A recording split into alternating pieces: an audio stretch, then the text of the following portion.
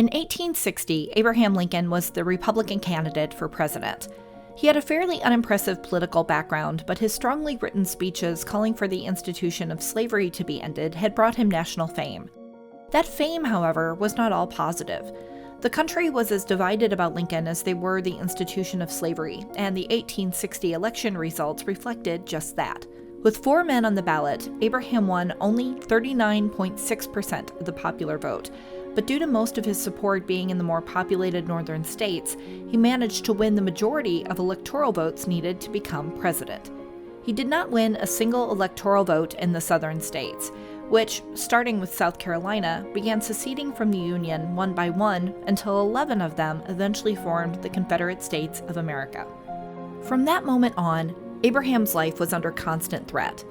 Even before he was sworn in, there were kidnapping and assassination plots, and some even talked of marching on Washington and seizing the government. When the members of the Electoral College came to Washington to cast their votes and finalize the election results, the military surrounded the city so the process could go on safely and in peace. For the first time, the inauguration of a president was not a time of celebration, but one of great stress and fear. The head of the United States Army at the time, General Winfield Scott, was in charge of security for the event. A hero of the War of 1812, he would say it was the most critical and hazardous event with which I have ever been connected. Up until this point, there had been only one presidential assassination attempt. In 1835, Richard Lawrence, a house painter, tried to shoot President Andrew Jackson as he was leaving the Capitol building after attending a funeral. Both guns Lawrence brought and used misfired. The president, also a famous and successful general in the War of 1812, would beat the man with his cane until Lawrence was subdued by the crowd. Despite that attempt, in 1861 there was no Secret Service to protect the president. During the Civil War, President Lincoln would often have military men around him, or a bodyguard, but he was also known to travel alone and to go into military zones that were unsafe. The fact that he made it through the 4-year war alive was a miracle. Across both the South and North, people called the president a buffoon, monkey, imbecile, monster, tyrant, and worse. Many would speak openly, not just at home, but in public places, that they wished someone would just take him out, each side blaming him for the misery their country was in. It was this type of talk that encouraged someone like John Wilkes Booth, a famous actor from the most notorious family of actors in the country. A racist Southern sympathizer from Baltimore, Maryland, he loathed the president.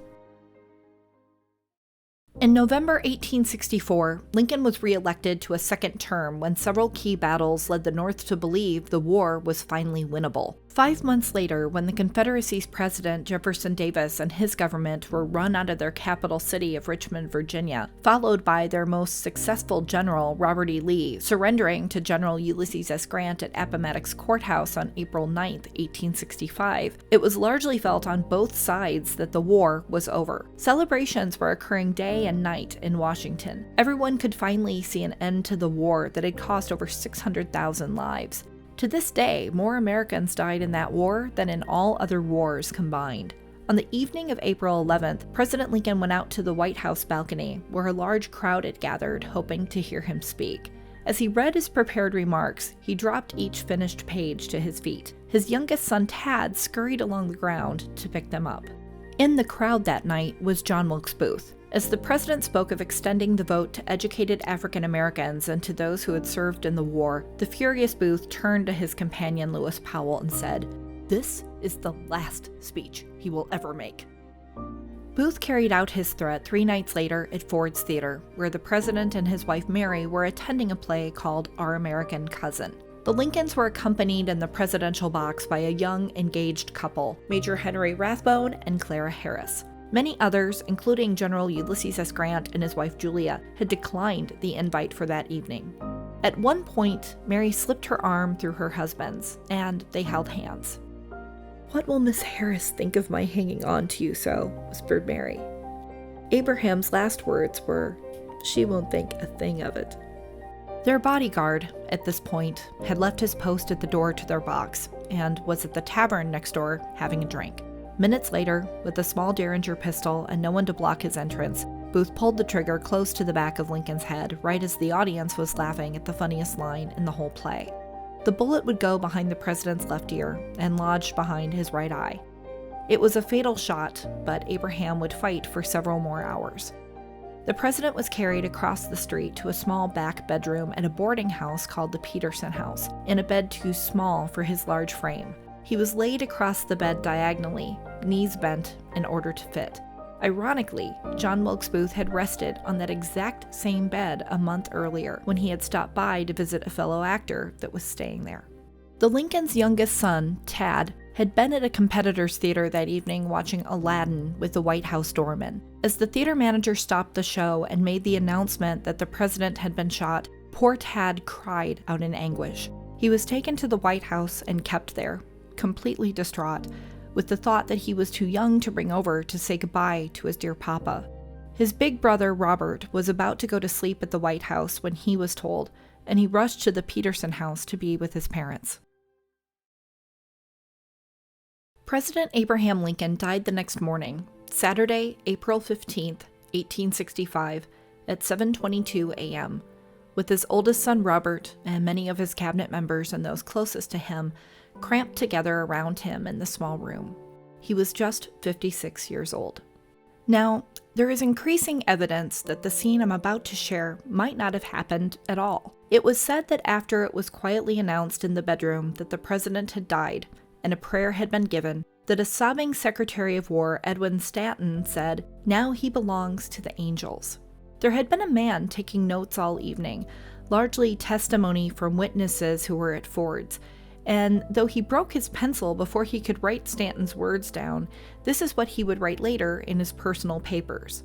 The secretaries of President Lincoln, John Hay and John G. Nicolay, would write in their 1890 10-volume book series about their former boss that Stanton broke the silence and said, "Now he belongs to the ages."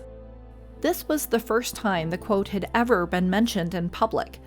In modern times, some now wonder if either quote was said, as there were never any articles after the assassination quoting such a moving and poignant tribute, and that is very unusual. But after the Hay and Nicolay books, the famous line with the word ages would become historical fact, whether it happened or not. Mary Lincoln, who had been ordered out of her husband's room earlier by Secretary of War Edwin Stanton, as she had started screaming when she thought her husband had taken his last breath, was not allowed to go back in and was not given a chance to say goodbye. She was in shock when she was told he had passed away, and in complete disbelief that no one had warned her or let her back in, even in her husband's final moments. As Robert helped his mother into a waiting carriage to take her back to the White House, Mary stared across the street at Ford's Theater and said, "That dreadful house. That dreadful house." It would take 12 days before Booth was captured at the Garrett farmhouse in Virginia, 69 miles south of Washington.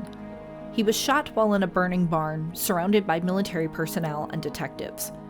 The bullet severed his spine, and he lived for several hours before he died on the farmhouse porch. He had the opportunity during his 12-day escape to read the papers, and what he saw infuriated him. Instead of being hailed a hero, he was worse than the devil. All those people he had heard talk of wanting the president dead over the years made him think he would be a hero, especially to the South. He was wrong. The South largely viewed Lincoln as the best friend they could have had with Reconstruction now before them, and were largely disgusted by Booth's actions. They would be worse off, not better, and Booth died knowing how much his beloved South hated him. Maybe that's what he was thinking when he asked a man to hold up his hands so he could see them, and whispered, "Useless, useless." Those were his last words, and yes, the whole tragedy was indeed useless.